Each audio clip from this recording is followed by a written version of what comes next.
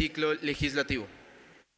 De esta manera comienza la fase de defensa justamente de los funcionarios que han sido denunciados en este proceso de juicio político. Podemos ver ya en el hemiciclo del Palacio Legislativo al doctor Fausto Murillo Fierro, vocal y presidente del Consejo de la Judicatura, quien por un lapso de 3 horas podrá sostener su defensa. De la misma manera se ha dado lectura a una carta de la expresidenta de esta institución, María del Carmen Maldonado, quien pide ser parte de este proceso de forma telemática. Ya le podemos ver en el atril al doctor Murillo Fierro en este lapso de 3 horas. Señor presidente del Consejo de la Judicatura, doctor Fausto Murillo, tiene la palabra por un espacio máximo de 3 horas conforme establece la ley. Se ha recalcado por parte del presidente de la Asamblea Nacional el lapso de tiempo que se tiene para la defensa. Asambleístas del Ecuador, señor presidente, señores legisladores de la mesa directiva, señora interpelante, señor interpelante,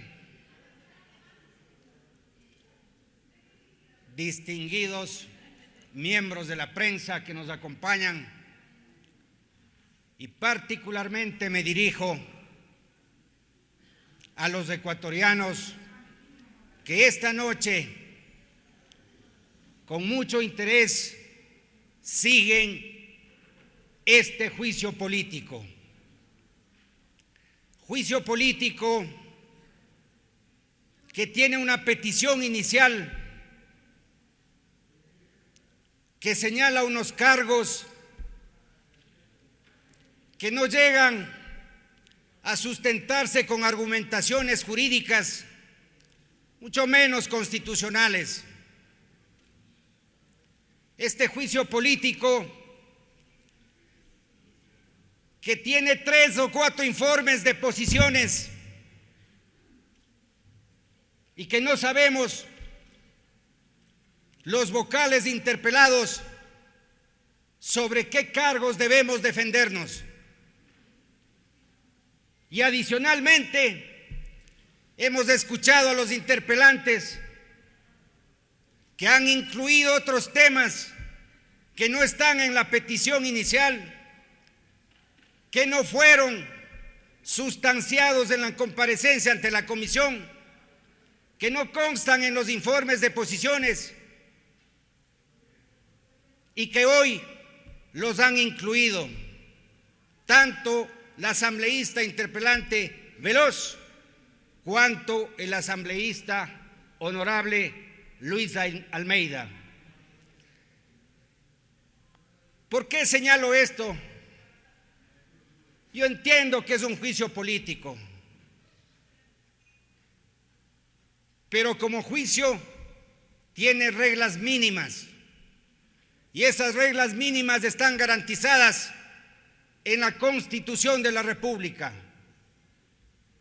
Sin embargo, mi deber, defender la gestión llevada adelante por el Consejo de la Judicatura, explicar, argumentar con altura, con dignidad, con buena fe. No vamos a caer nosotros en las ofensas y en los calificativos que hemos recibido esta noche.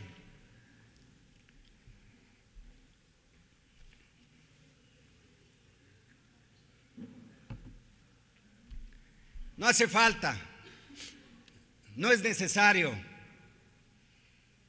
por más contrapuestas que sean las ideas o las posiciones, no es necesario agredir, no es necesario ofender, no es necesario dirigirse a temas personales. No hace falta.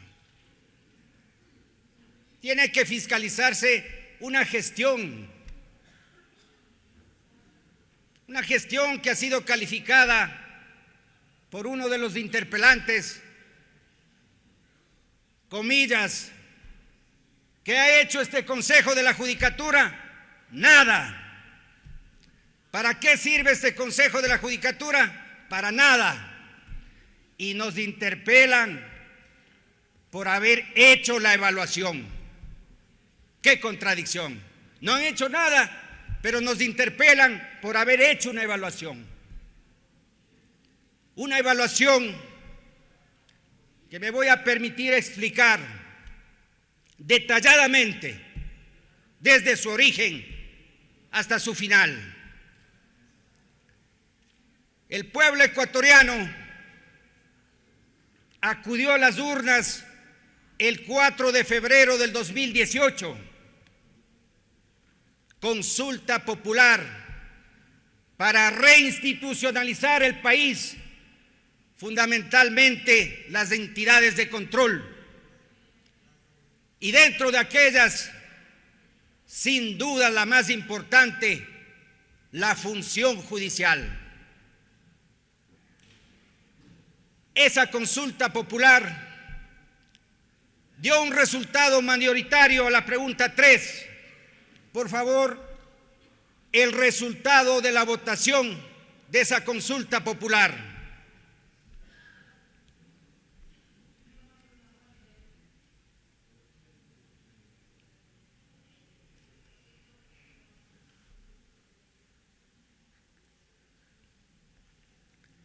$63.08%, 5.983.061 ecuatorianos votaron a favor de la pregunta 3 para que se reinstitucionalice los organismos y las entidades del Estado ecuatoriano. No le escucho. ¿Me desea preguntar algo? Sí, voy a seguir desarrollando, si me permite. Señores asambleístas, por favor, está en el uso de la palabra el doctor Murillo, les ruego no interrumpir.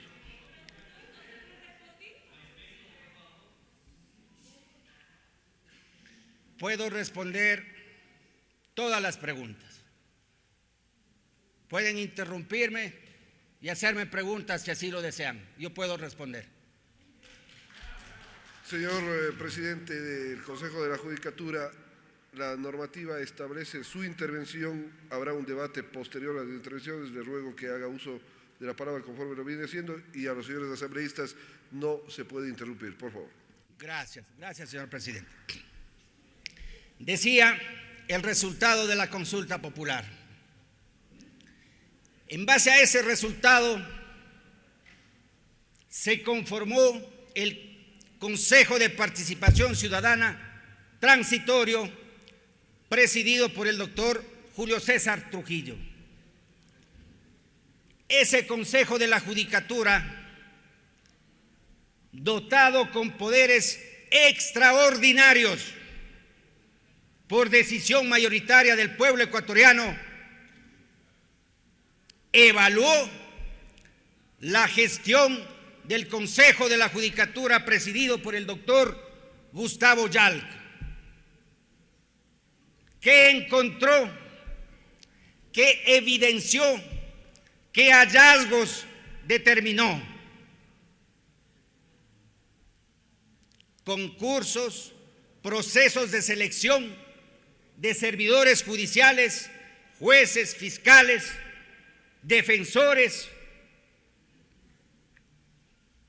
concursos sesgados, amañados. Unos eran los participantes que habían obtenido la nota máxima para tener el derecho de ser designados y en base a una entrevista final que valía 10 puntos, se dirigía a quién querían designar y a quién no querían designar. Hubo casos de postulantes que en la entrevista que valía 10 puntos le pusieron 1. Y a los postulantes que querían que lleguen y les faltaban 10 puntos, pues le pusieron 10 en la entrevista.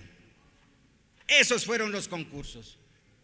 Esos fueron los instrumentos para tomarse la administración de justicia desde el 2011 hasta el 2018. Esa era la tónica Y eso se evidenció.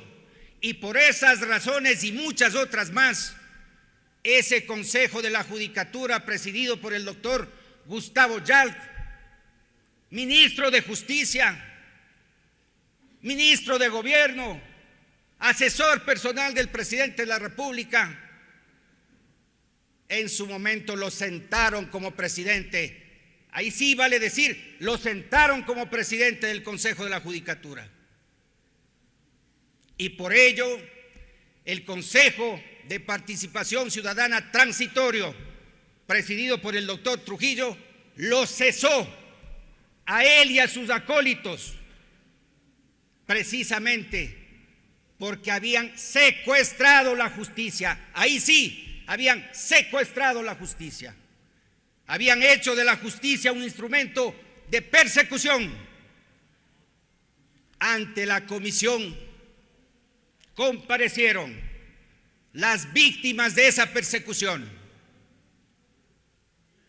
No puedo entender cómo no tienen esa sensibilidad al escuchar lo que sufrieron esas personas y esas familias.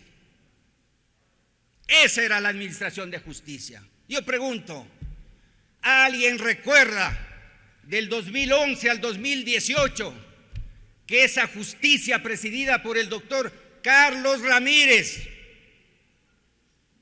como nunca en la historia de la función judicial, reelegido presidente de la Corte Nacional de Justicia, estaba o no estaba cooptada, sometida a la administración de justicia, al poder político? Sin duda. Yo preguntaba, ¿alguien recuerda que esa justicia del 2011 al 2018 sentenció un caso de corrupción? ¿Recuerdan ustedes el caso del Comecheques? ¿Recuerdan el caso del señor Dusac? ¿Recuerdan al fiscal Galo Chiriboga?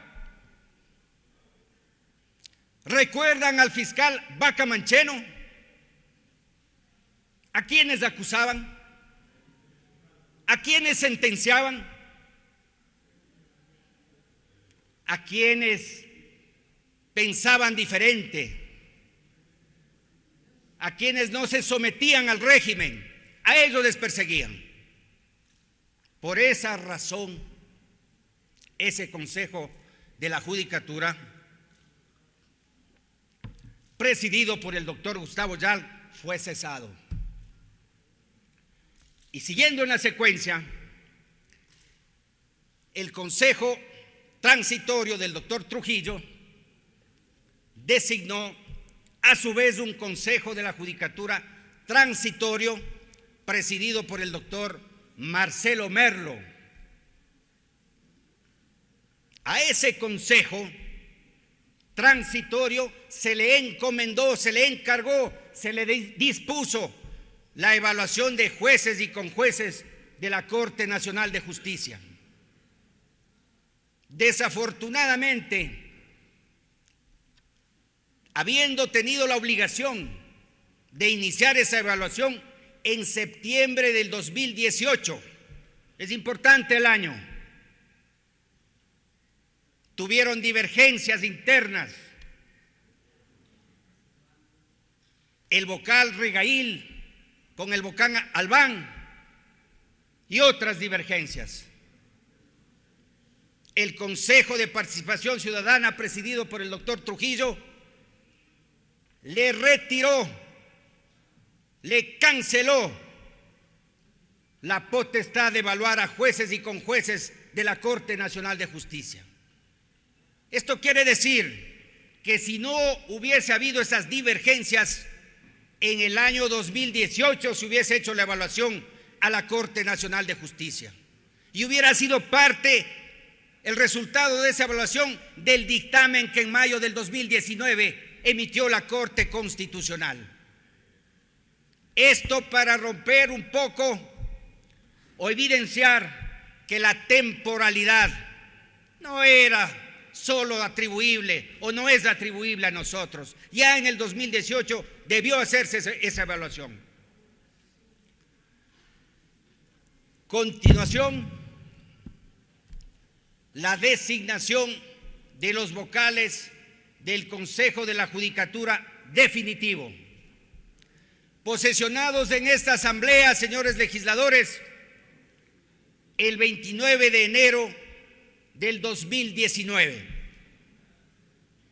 29 de enero del 2019, la resolución con la que se nos extiende el nombramiento.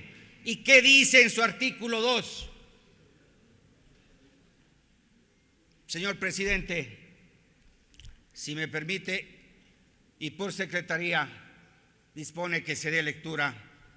Proceda, señor secretario. A la parte pertinente que está subrayada con rojo. Señor presidente, con su autorización, el documento resolución número PLC-PSCS TO 0210-23 del año 2019, en su artículo 2 manifiesta lo siguiente: ante el clamor ciudadano se exhorta al nuevo Consejo de la Judicatura proceda a fijar los parámetros y la evaluación inmediata de los jueces y conjueces de la Corte Nacional de Justicia y de la Judicatura. Gracias, señor presidente. Gracias, señor secretario. Aquí no hay necesidad de interpretar, sino atenerse al tenor literal. Ante el clamor ciudadano. ¿A qué clamor ciudadano se refiere? Al expresado en las urnas el 4 de febrero del 2018. Exhorta, Consejo de Participación Ciudadana dotado de poderes extraordinarios, a fijar parámetros. Ahí está el otro tema, ¿no? Potestad del Consejo de la Judicatura para fijar parámetros y criterios para la evaluación. Y dice: inmediatamente a la evaluación de jueces y conjueces de la Corte Nacional de Justicia. Inmediatamente. Posesionados el 29 de enero del 2019, el 14 de febrero del 2019 emitimos el reglamento con la resolución 10/2019 que establecía normas claras, previas y dictadas por autoridad competente para la evaluación. Esta evaluación tuvo su instructivo. ¿Quién asistió técnicamente a la elaboración de este instructivo? No fueron profesionales seleccionados a dedo por el Consejo de la Judicatura. Se cursaron oficios a las universidades del país que tienen facultades de derecho, de pregrado y de posgrado. De ahí salieron los profesionales y los expertos que asistieron técnicamente al Consejo de la Judicatura a elaborar y construir la metodología que va a aplicarse o que se aplicó en la evaluación.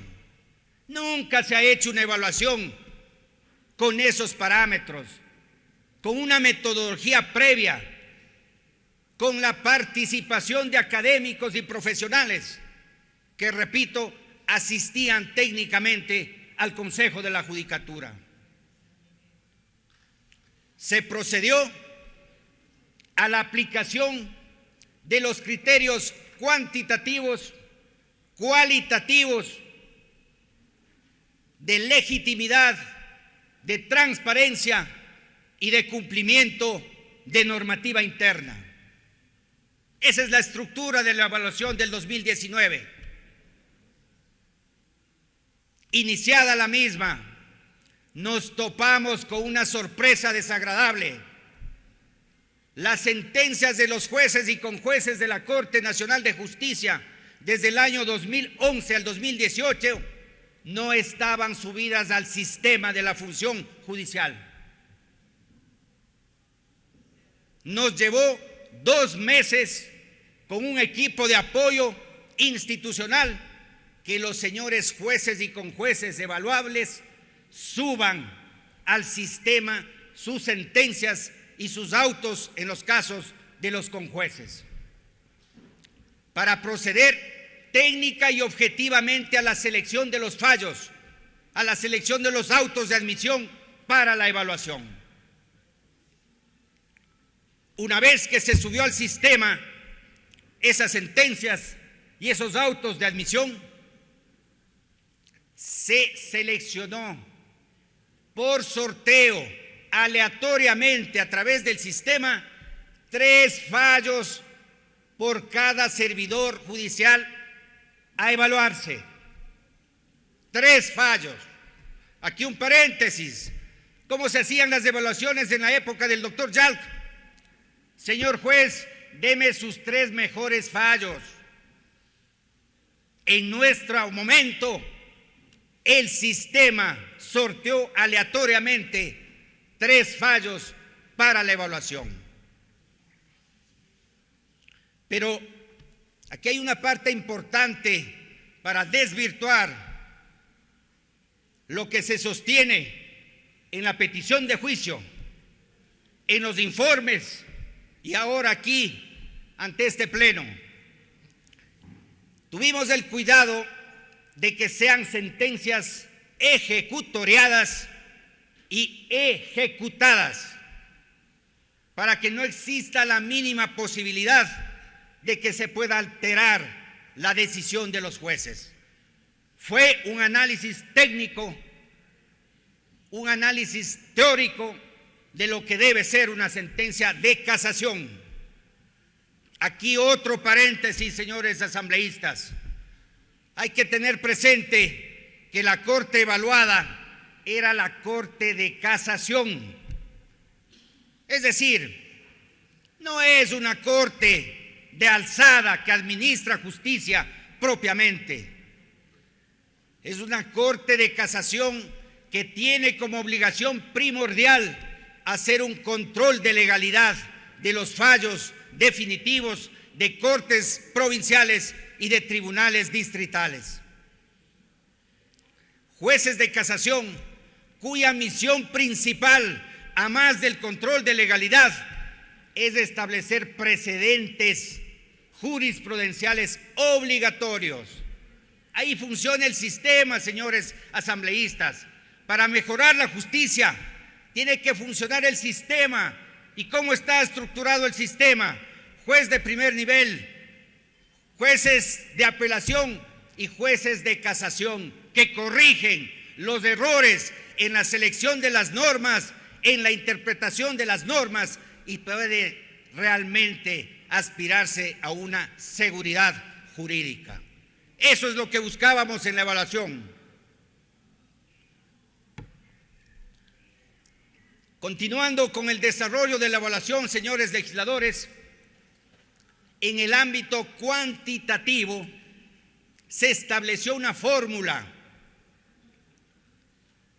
que daba como resultado el despacho razonable por cada juez en un periodo de tiempo. ¿Cuántas causas o cuántos recursos había recibido en ese periodo de tiempo y cuántas había despachado? Para establecer precisamente la oportunidad en el servicio de la administración de justicia. Ese parámetro, señores asambleístas, a diferencia de las otras evaluaciones llevadas a cabo en otras administraciones, tenía lo cuantitativo, repito, un puntaje de 20 puntos. ¿Cuánto era el puntaje en las evaluaciones pasadas? 65 puntos en lo cuantitativo. En nuestra evaluación, 20 puntos. ¿Cuánto era el puntaje en la evaluación cualitativa en las anteriores evaluaciones? 65 puntos. En nuestra evaluación, lo cualitativo, 80 puntos. Fíjese en las diferencias. ¿Por qué? Precisamente para que continúen siendo jueces quienes merecen seguir siendo jueces por su conocimiento, por su formación, por su experiencia, por sus criterios, por su estudio. Reitero, jueces de casación deben sentar criterios jurisprudenciales obligatorios. Siguiendo con la secuencia, superado la evaluación cuantitativa, que reitero valía 20 puntos, se procedió a la evaluación cualitativa en base a esas 3 sentencias seleccionadas por el sistema para la evaluación. ¿Y cómo fue la evaluación práctica? La evaluación práctica consistió en presentarle al juez evaluado su sentencia, pedirle que verifique si efectivamente fue de su autoría, y una vez que identificó que fue de su autoría, se le entregó 30 minutos la sentencia, el texto, para que recuerde lo que construyó y sentenció.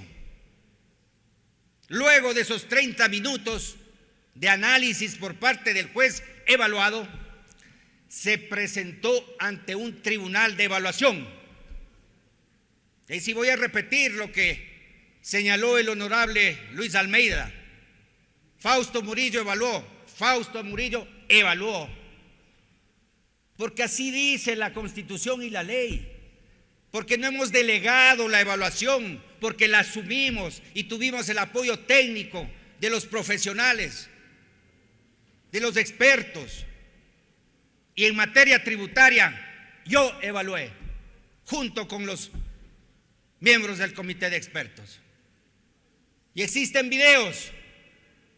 Si me apoya mi equipo técnico, quisiera un video que se proyecte de una evaluación práctica de cualquiera de los jueces que no superaron la evaluación y que vinieron de testigos, precisamente convocados por los interpelantes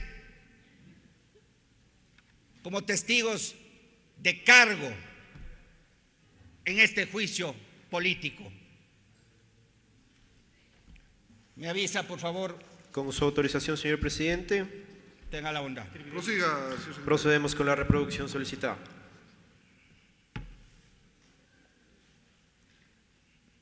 El Consejo de la Judicatura claramente contravino normas legales, constitucionales e internacionales a través de su delegación a un comité de expertos y a un comité evaluador. La posición del comité de apoyo fue comité de apoyo, no es que el comité de apoyo realizó la evaluación. Simplemente nosotros dimos todos los insumos necesarios en base a la metodología, y esa evaluación o esa calificación la hizo efectivamente en forma directa el Consejo Nacional de la Judicatura.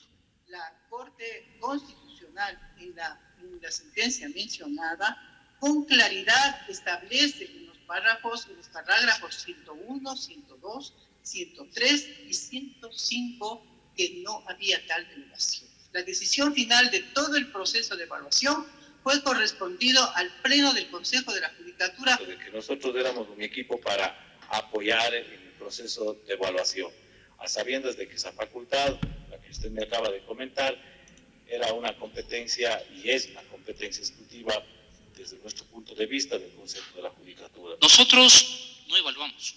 Quien evalúa es el Consejo de la Judicatura y quienes evaluaron son los vocales del Consejo de la Judicatura. Nosotros asistimos conceptualmente.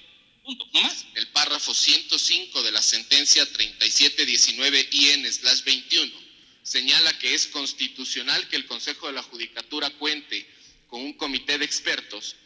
Es porque este comité de expertos lo único que brindaba al Consejo de la Judicatura es asistencia técnica. El Consejo de la Judicatura jamás delegó su potestad constitucional de evaluar a los jueces.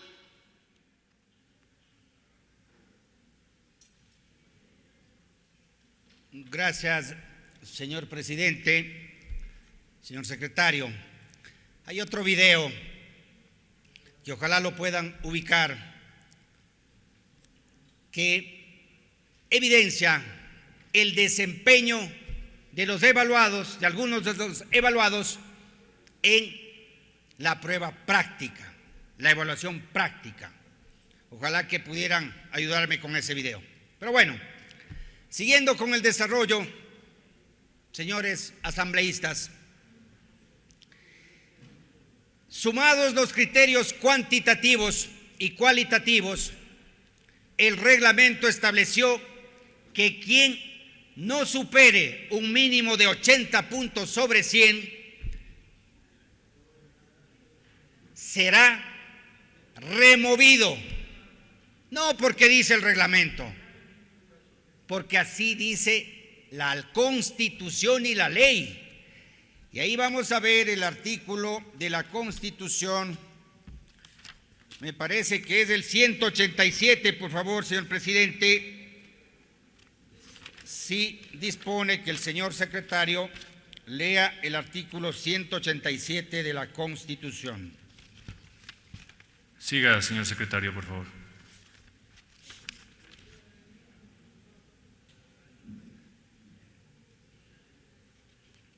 Presidente encargado, con su autorización procedemos a dar lectura del artículo 187 de la Constitución de la República. Las y los servidores judiciales tienen derecho a permanecer en el desempeño de sus cargos mientras no exista una causa legal para separarlos. Estarán sometidos a una evaluación individual y periódica de su rendimiento de acuerdo a parámetros técnicos que elabore el Consejo de la Judicatura y con presencia de control social. Aquellos que no alcancen los mínimos requeridos serán removidos. Hasta ahí el artículo en referencia.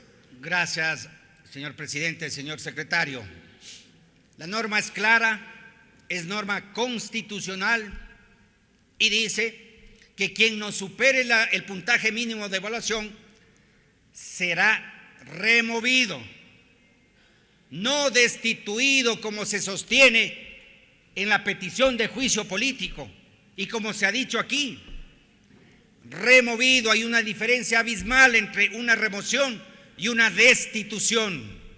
El servidor judicial destituido no puede regresar jamás a la función judicial porque es una sanción.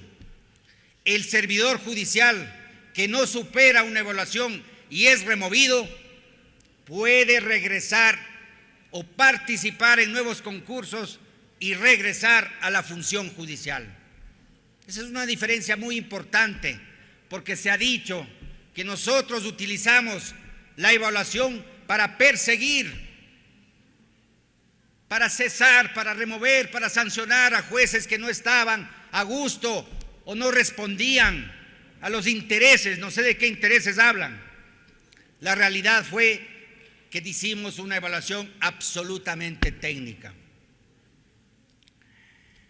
Removidos quienes no superaron 80 mínimos sobre 100. Pero utilizamos dos criterios adicionales: el criterio de legitimidad y el criterio de transparencia. Para explicar el criterio de legitimidad fue un análisis por parte del Comité de Expertos y de Talento Humano del Consejo de la Judicatura. Se analizó cómo ingresaron esos servidores a la función judicial, si cumplieron los requisitos, si cumplieron con sus obligaciones, si la selección fue realmente transparente o fueron beneficiarios de esos concursos sesgados. Y transparencia, el criterio de transparencia, señores, que su patrimonio como servidores públicos, como servidores judiciales, guarde una coherencia frente a los ingresos que ha obtenido, frente a su patrimonio. Y tuvimos hallazgos y novedades. Por eso algunos evaluados se negaron a levantar el sigilo bancario. A pesar de que es una obligación, se negaron a levantar el sigilo bancario. Eso arrojó los criterios de legitimidad y de transparencia. Doctor Murillo, cumplo con informar que al momento hemos ubicado ya el video correspondiente. Muchísimas gracias. Con su autorización, señor presidente encargado, procedemos con la reproducción solicitada en su momento. Le agradezco. Gracias, señor presidente. Siga, por favor, secretario.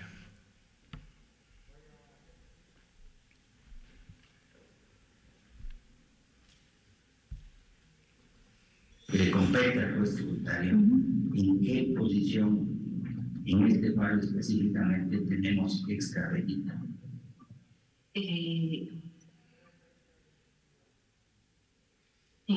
Bueno, básicamente lo que resolvió el Tribunal de Casación. Si no, si con todo el esfuerzo no se puede cumplir dentro de los 30 días, ¿hay algún intento jurídico que pasa algo? Créanme, realmente no le podría decir precisamente, pero yo que hubo varios perjudicados sin hacer una valoración probatoria. Porque eso está determinado en la sentencia. Es decir, simplemente lo repitieron. Bueno, eso consta como fijado en la sentencia. Lo que nosotros estamos haciendo, doctor, no estamos calificando ni diciendo. ¿No cree que para que una sentencia sea emitida de forma cabal e integral, estos argumentos deberían ser expresados con el fin de manifestar la motivación del juzgador cuando desecha los argumentos, en lugar de decir solamente un breve comentario? Un breve comentario.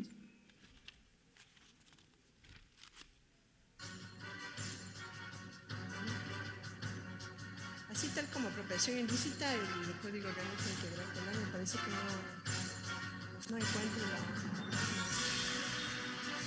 Pero está como apropiación fraudulenta. Artículo 190. Gracias, doctor. Gracias, sí, artículo 190. Estamos hablando de qué, de un elemento de qué clase, del tipo penal. Del tipo penal, un elemento objetivo del tipo penal. Perdón, no le entiendo la pregunta. Más bien es un elemento subjetivo, de dolo, con dolo, sí, del perdón, sí, tiene razón. Okay. Es un elemento subjetivo del dolo. Entonces, sí. En el caso que yo le pongo, que además la cuenta con la página web del banco con mi cuenta abierta. Una persona se hace una transferencia. Sí. ¿Existe o no existe apropiación fraudulenta?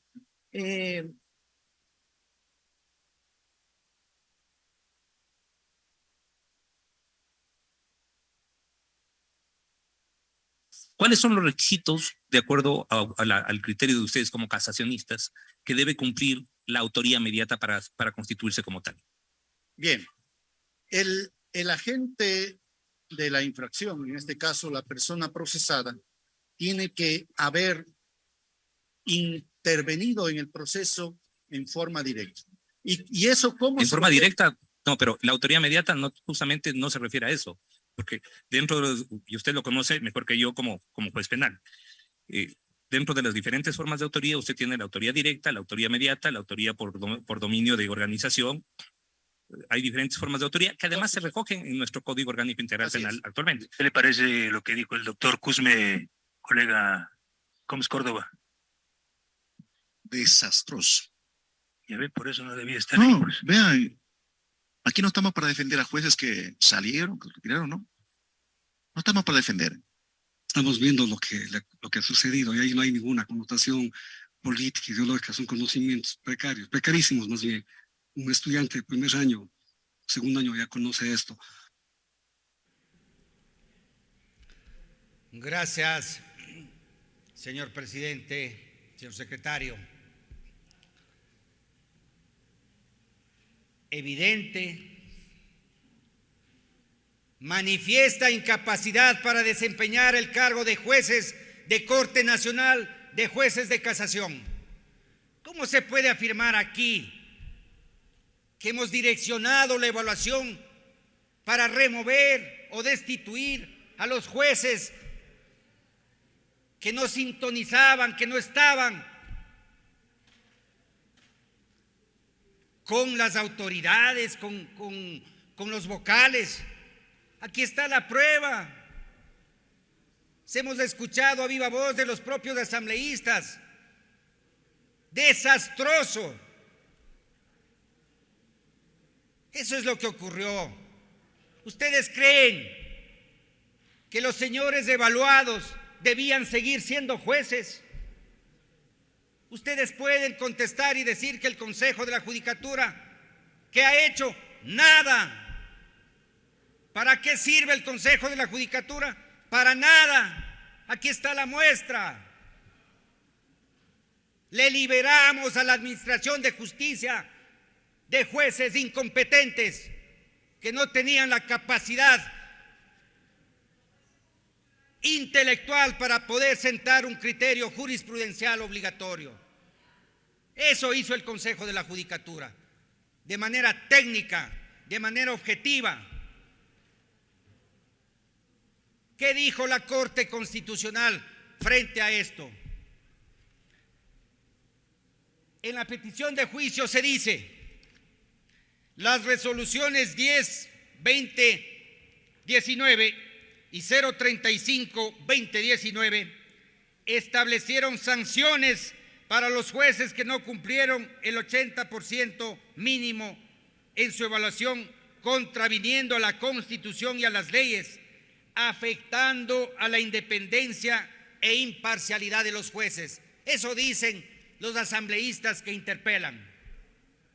¿Qué dice la Corte Constitucional?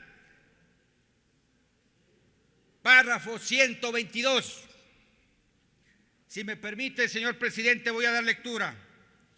En atención a lo mencionado, esta Corte no encuentra que las resoluciones número 10-2019 y 094-2019, que contienen los criterios de evaluación integral, sean incompatibles con el derecho a la independencia judicial.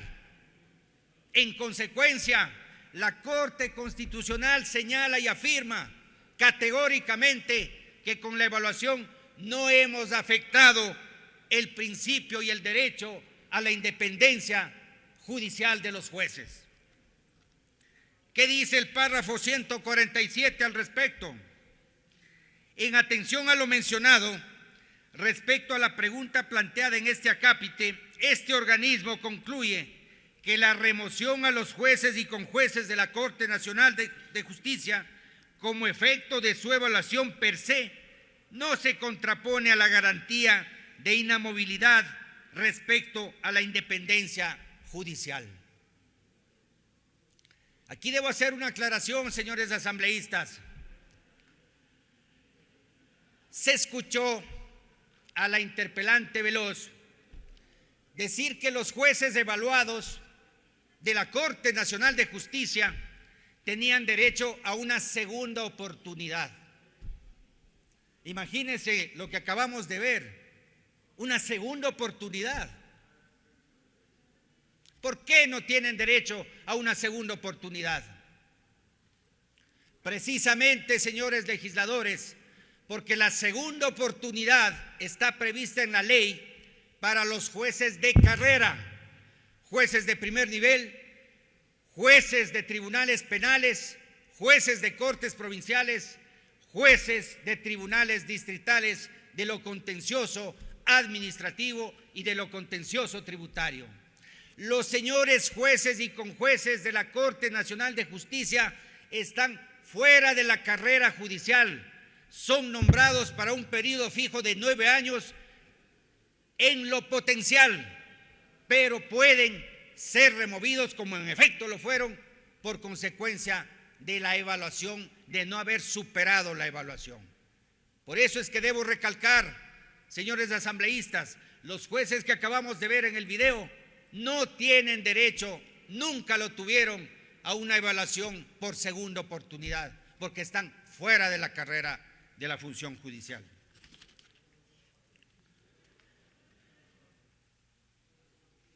Hay un cargo que consta en la petición de juicio y dice que en base a las resoluciones 10-2019 y 35-2019,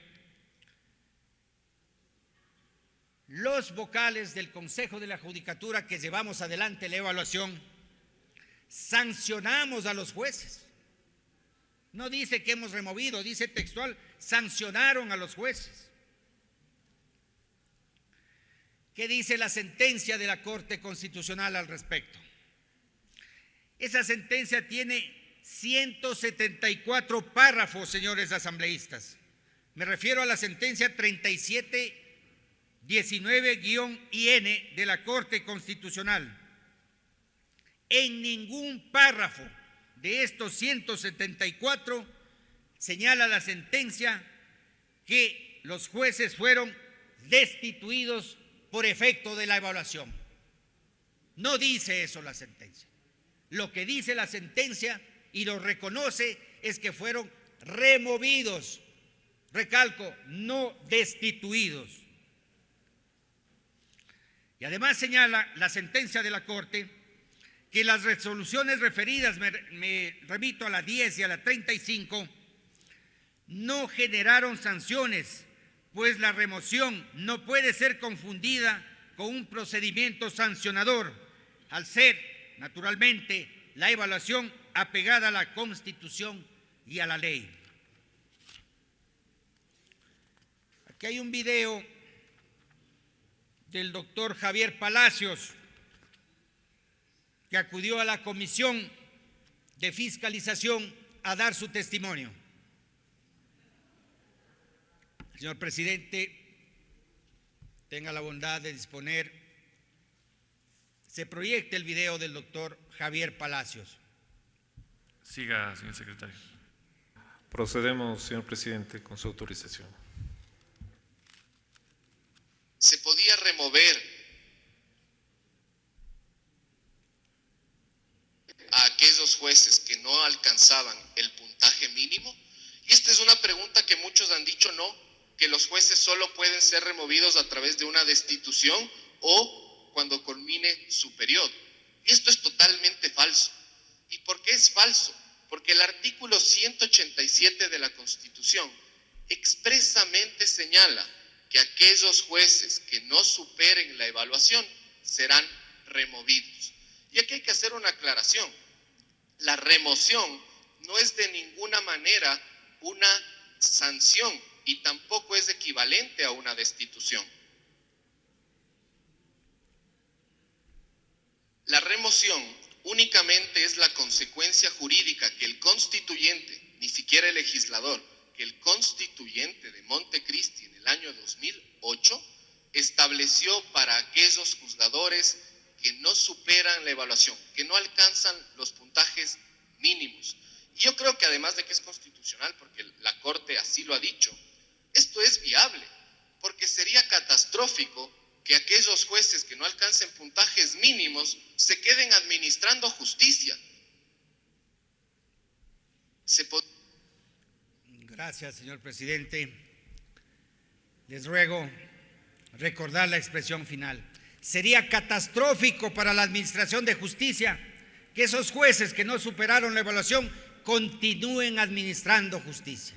Eso sería catastrófico. Eso hizo este Consejo de la Judicatura de manera técnica, de manera objetiva, apegados a la Constitución, apegados a la ley. También se dice en la petición de juicio político que hemos afectado o hemos vulnerado el derecho a la inamovilidad de los jueces.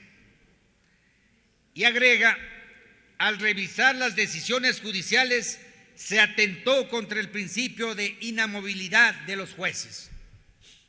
¿Qué es el principio de inamovilidad de los jueces? Un juez se entiende que para haber llegado a ser juez ha transitado, ya sea en la carrera o ya sea en el ejercicio de la profesión. Y cuando asume el cargo de juez hay que darle cierta permanencia en el tiempo para que vaya nutriéndose de experiencias, vaya estudiando, vaya mejorando, vaya dictando mejores sentencias cada vez y hay que irle promocionando. Esa es la inamovilidad de los jueces. Pero ¿qué dice la sentencia de la Corte Constitucional en el párrafo 131? La Corte Constitucional determinó que la remoción de jueces no atentó contra la estabilidad que tienen por el derecho de inamovilidad judicial. Simplemente no superaron el 80 mínimo sobre 100 y fueron removidos. Esa fue la realidad. Además agrega, no existió ninguna revisión de decisiones, se analizaron sentencias y actos ejecutoriados, no se llega a evidenciar la violación a la independencia judicial, dice el párrafo 118 de la sentencia.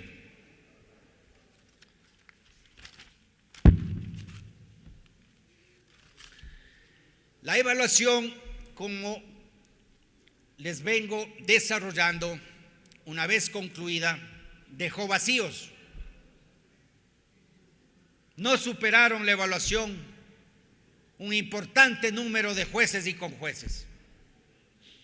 ¿Qué le correspondía al Consejo de la Judicatura ante esa realidad?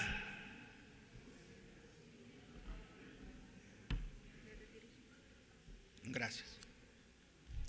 El Servicio de Administración de Justicia, por norma constitucional, no puede suspenderse ni paralizarse. Pero ante la realidad que nos deja la evaluación, que alrededor del 80% de jueces no la superó, quedaron esos vacíos. Y para llenar esos vacíos, la ley establece un procedimiento. Esos vacíos, producto de la evaluación, dio curso a la aplicación del artículo 40, numeral 2 del Código Orgánico de la Función Judicial, que dice: por necesidad extraordinaria del servicio, como fue el caso, el Consejo de la Judicatura puede designar con jueces o jueces temporales, porque hay dos categorías de servidores: servidores permanentes y servidores temporales. El caso que estamos analizando, vacíos por la evaluación, ¿cómo los llenamos para no suspender el servicio de administración de justicia? Precisamente con jueces temporales. Pero no solo aplicamos la ley, tuvimos la precaución de solicitar una consulta al señor Procurador General del Estado, que nos diga si en base al 40.2 nosotros podemos designar con jueces temporales. Esa absolución de consulta fue positiva y seguimos adelante con la selección, esto es importante, señores asambleístas, con la selección de los servidores de carrera de las Cortes provinciales y de los tribunales distritales con la especialidad para que puedan subir a la Corte Nacional de Justicia como con jueces temporales. Se ha dicho que hemos puesto a dedo esos con jueces temporales. Falso. Establecimos un perfil mínimo. Ese perfil señala al menos 10 años como abogado, al menos 5 años como juez de corte provincial o tribunal, que no haya sido sancionado por infracciones graves o gravísimas, que haya superado con más de 80 sobre 100 las dos últimas evaluaciones y por último, que tenga la especialización, porque la Corte Nacional de Justicia tiene salas especializadas. Ese fue el perfil, así se seleccionó con un informe de talento humano que dio cuenta que se cumplieron esos perfiles y por ello, para no suspender el servicio de administración de justicia, se designaron con jueces temporales. Se ha cuestionado la designación de con jueces temporales. Acabo de señalar la norma, el dictamen del señor Procurador del Estado, el perfil y el informe de talento humano. Así se designaron los conjueces temporales. Superada esta etapa de designación de conjueces temporales, en el año 2020, señores asambleístas, recordarán que el 16 de marzo, si no me falla la memoria, del 2020, se desató la emergencia sanitaria por la pandemia del COVID. En ese año 2020, el Consejo de la Judicatura llevó adelante el concurso público de oposición, méritos, impugnación ciudadana y control social para la designación de jueces y conjueces de la Corte Nacional de Justicia. en el año 2020.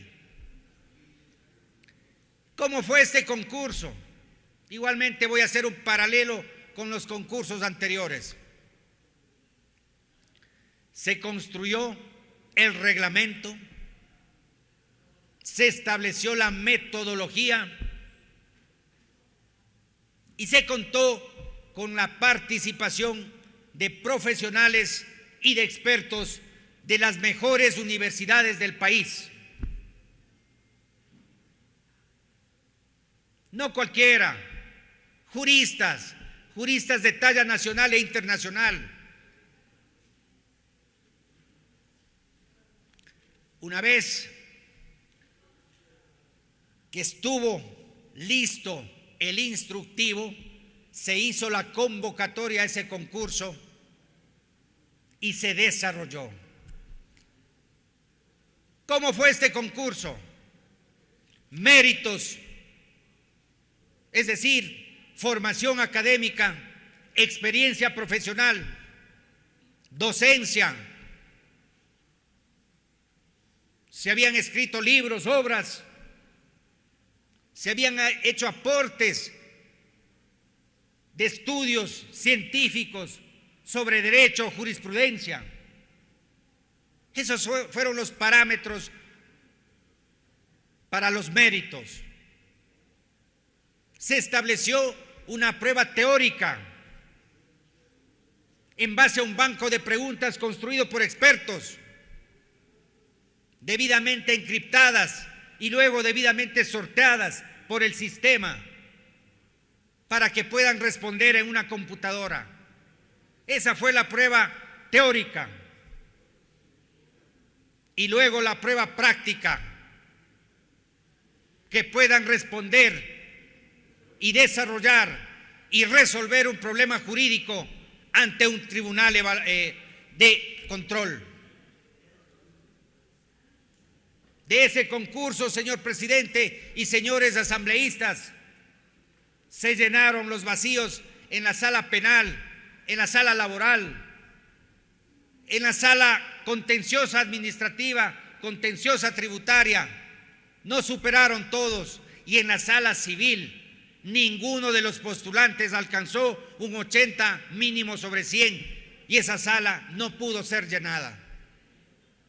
¿Por qué? Porque hicimos un concurso riguroso y tenían que llegar a ser jueces los que tenían la condición intelectual, profesional y de formación para aspirar a la Corte Nacional de Justicia.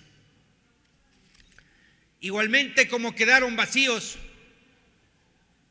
porque repito, la sala civil, ninguno superó el concurso de los postulantes, aplicamos nuevamente el artículo 40.2 del Código Orgánico de la Función Judicial y con los mismos criterios que había señalado en relación a la evaluación, hemos designado con jueces temporales en las materias que acabo de señalar que no lograron postulantes superar el concurso.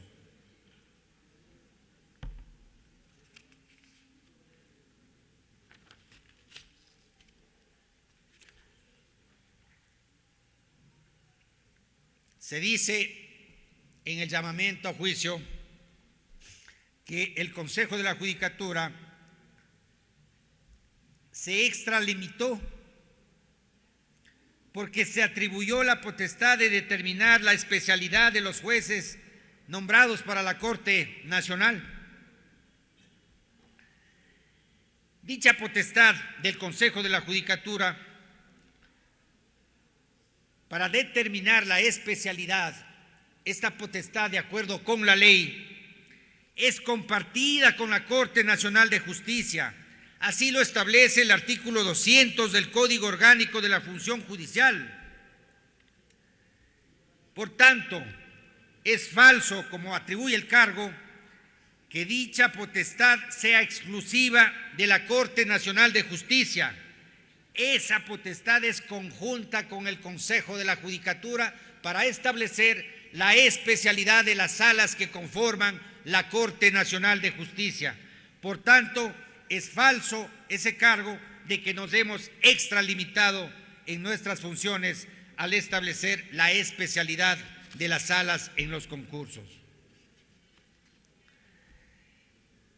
Otro de los cargos que se ha señalado aquí es que nos tomamos partidas en litigio, que el Consejo de la Judicatura tomó vacantes que se encontraban en litigio para nombrar nuevos jueces de la Corte Nacional de Justicia.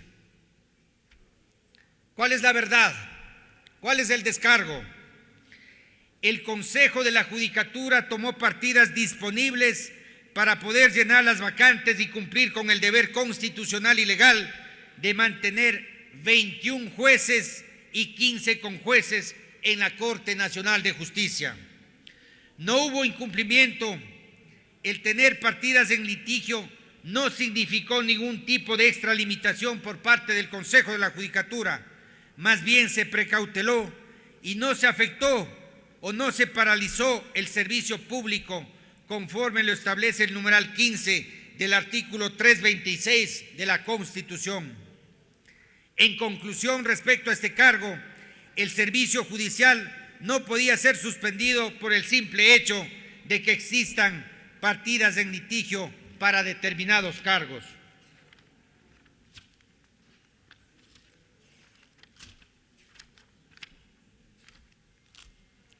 Se ha dicho aquí por parte de la interpelante asambleísta Veloz que por qué nombramos o designamos con jueces temporales y por qué no tomamos del banco de elegibles. Se ha dicho que debíamos tomar del banco de elegibles y ha preguntado cuántos años dura un banco de elegibles. De acuerdo con la ley, duran 6 años, señores asambleístas. Pero en el caso de la Corte Nacional de Justicia, el señor doctor Gustavo Yalc, a través de la resolución 37/2018, de un plumazo, declaró agotado el banco de elegibles. En el año 2018, en mayo, declaró agotado el banco de elegibles que debía durar 6 años.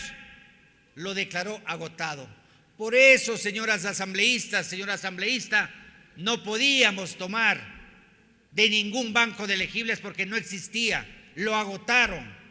Esa es la razón por la que el Consejo de la Judicatura designó con jueces temporales para llenar los vacíos que dejó la evaluación y que dejó el concurso público que llevó adelante el Consejo de la Judicatura.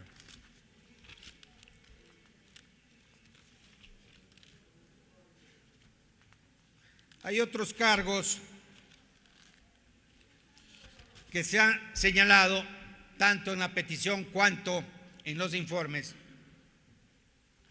a los que me voy a referir.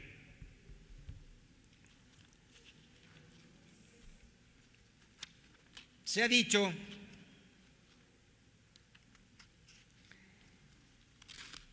el nombramiento de fiscales provinciales sin que se cumpla con lo establecido por la ley. Ese es el cargo.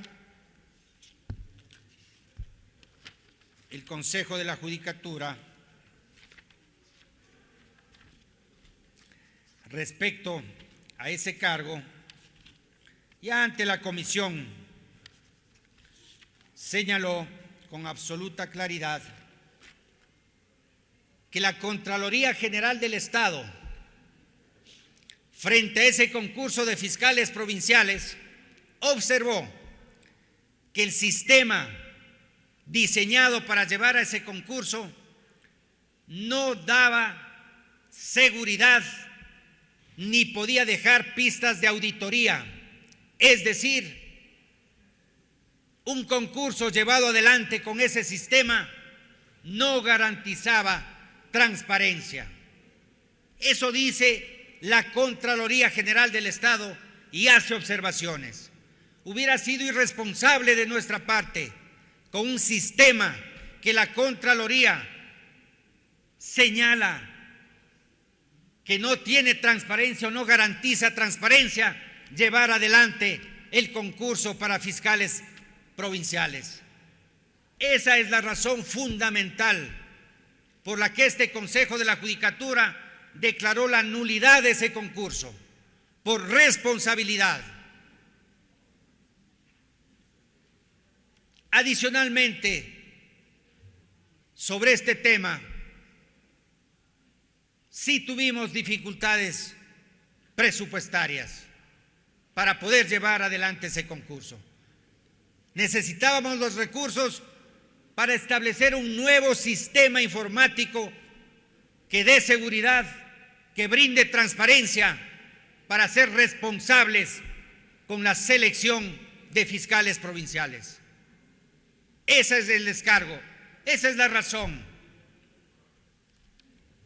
No es que el Consejo de la Judicatura, como se ha dicho aquí, no ha cumplido su misión, ha incumplido funciones. No es verdad, señores asambleístas. Hay otros cargos que se dicen y se sostienen tanto en la petición cuanto en los informes.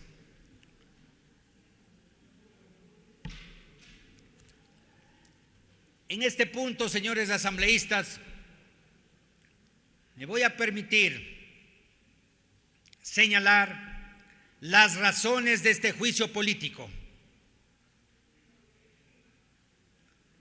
Y no cabe duda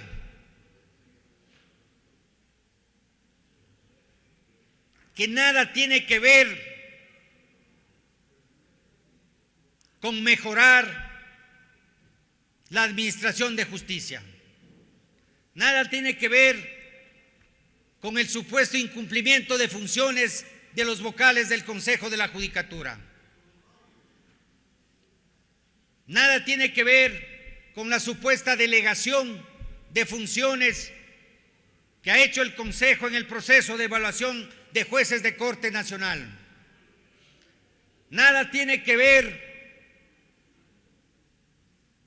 con los incumplimientos respecto al concurso para la selección de jueces y conjueces de la Corte Nacional. Tiene que ver, señores asambleístas y ciudadanos ecuatorianos, tiene que ver con la intención de tomarse la administración de justicia. Esa es la verdad y eso es lo que hay que decirle al país. Tomarse la administración de justicia, ¿con qué objetivo?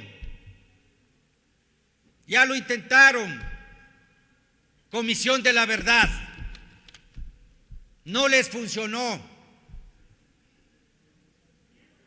Ya lo intentaron removiendo a Fausto Murillo para tomarse el Consejo de la Judicatura. Les funcionó 2 meses.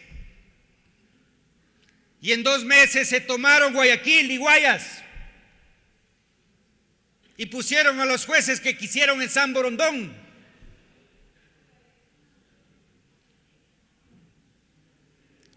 E ingresaron en un mes 60, 80 personas en Guayas. Eso ya lo vivió el país. Ahora van por el juicio político, sin causal, aduciendo un incumplimiento que no existe, atribuyendo a la Corte Constitucional algo que no ha dicho, que hemos incumplido funciones. No lo ha dicho, no consta en el texto. Entonces la verdadera intención, ecuatorianos, repito, es tomarse la administración de justicia para la impunidad de casos emblemáticos de corrupción y de crimen organizado. Esa es la verdadera intención. Yo aspiro y estoy seguro que hay legisladores que piensan en el Ecuador, que les duele el Ecuador, que recuerdan que desde el 2011 al 2018, ahí sí estuvo secuestrada la Administración de Justicia para perseguir, para dañar vidas, para acabar vidas. La diferencia, señores asambleístas, a partir del 2011 al 18, he preguntado yo, he querido recordar cuántos casos de corrupción se sentenciaron del 2011 al 18. ¿Cuántas acciones de protección y de garantías se podían presentar del 2011 al 2018, cuando había un oficio de la Presidencia de la República amenazando a los jueces, que si fallan en tal o cual sentido, ahí sí serán perseguidos por el Consejo de la Judicatura, para destituirlos y para enjuiciarlos? Hay ejemplos, puedo decir ejemplos. Doctor José Swing, doctor Gustavo Durango, perseguidos y destituidos. O sea, son realidades. Pregunto, del 2019 a la fecha, hasta ha habido abuso de acciones de protección. Y que jueces, como el de Manglar Alto, como el de Manabí, como Carly Vargas, se han prestado a servir intereses de políticos, han politizado la Administración de Justicia. Pero esto se puede componer, señores. Está en decisión de ustedes mantener la independencia, mantener la imparcialidad de la función judicial, pero con jueces que observen los principios de la ética judicial. No ganamos nada con independencia si no tenemos servidores con ética. Si tenemos servidores que saben perfectamente que no tienen competencia y asumen casos, que saben perfectamente que no hay fundamentos y deciden, y respetando la Constitución, la ley.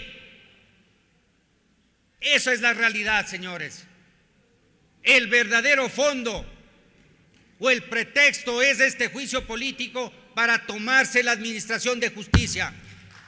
Y sé que no lo van a permitir los legisladores sensatos, que les duele el país, que piensan en el país. Y por eso estamos aquí dando la cara con dignidad, con altivez, porque tenemos un nombre, porque tenemos un apellido. Y tengo de carrera judicial, soy un judicial de 25 años. Jamás tuve yo un expediente administrativo en mi contra. Avancé en mi carrera, conozco la función judicial, tengo dignidad y nadie me puede tachar ni me ha tachado. Creo que el asambleísta Almeida, honorable, en un programa de televisión, no sé si fue amenaza, que tiene un audio de Fausto Murillo, que Fausto Murillo tiene que pagar $7 millones por efectos de la remoción de los jueces. ¿Recuerdan ustedes, señores asambleístas y país, en el año 2004, 8 de diciembre de 2004, ¿usted se recuerda, asambleísta Almeida? Usted era asambleísta, Almeida. Se tomaron la justicia. La Corte Suprema de Justicia, presidida por el doctor Hugo Quintana Cuello, fue defenestrada con el voto del asambleísta. Estoy hablando con verdades. ¿Qué pasó? pusieron la pichicorte a dedo,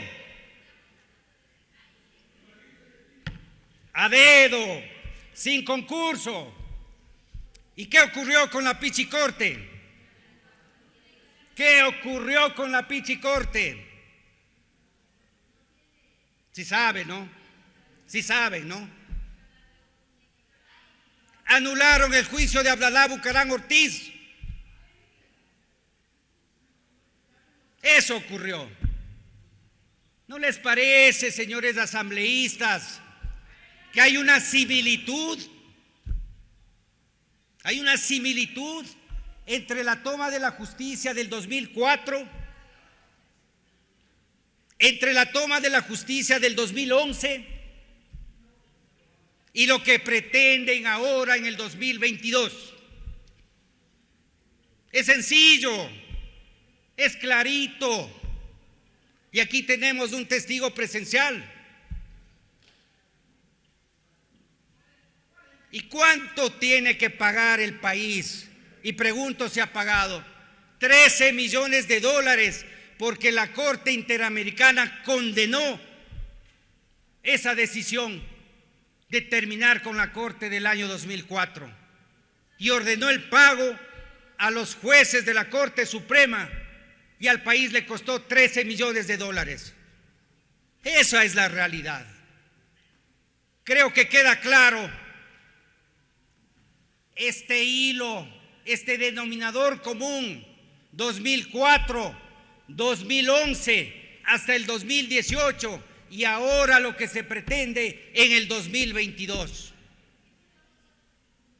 No les funcionó y no les funcionará, porque el país busca estabilidad, busca proteger la institucionalidad, y la justicia es un pilar de la democracia, una justicia independiente e imparcial, pero con servidores cargados y convencidos de ética judicial que puedan responder al humilde ciudadano, trabajador, que va por sus derechos laborales, al comerciante que va por el pago de sus proveedores o de sus clientes, al contribuyente que produce en el país, que en aquella época del 2011 al 2018, a través del Servicio de Rentas Internas, en determinaciones realmente exorbitantes, se le acababa hasta su capital de trabajo. Y se daban el gusto de decir en aquella época: 9 de cada 10 juicios tributarios gana la administración. Justicia secuestrada. Esa es la realidad. Señores asambleístas, señor presidente, ecuatorianos. Por tanto, en base a la argumentación, a los descargos que hemos presentado ante la Comisión de Fiscalización, a los argumentos que hemos expuesto ante el Pleno, solicito y llamo a la reflexión a los señores legisladores. No hay causal, no se ha aprobado ninguna causal. Por tanto, lo que corresponde políticamente, constitucionalmente, legalmente, es archivar este juicio político sin fundamento y sin razones. Muchas gracias, señor presidente. Muchas gracias, señores asambleístas.